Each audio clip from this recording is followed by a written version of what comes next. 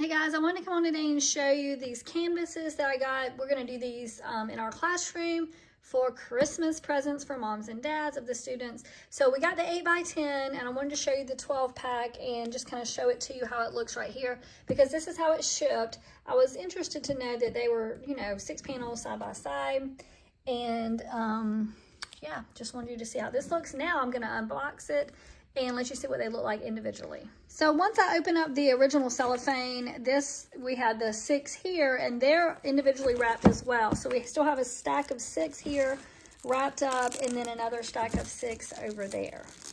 Now once I unwrap that stack, you can see here we've got one canvas that is bare, and then the next canvas has the cellophane.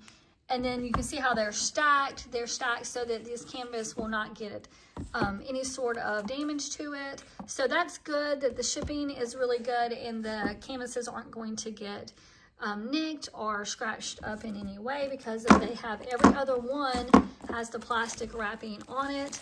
And we've used these in the past and definitely like these canvases.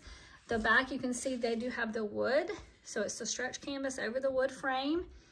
And again, these are the 8x10. I would definitely recommend these if you're looking for these for an art project.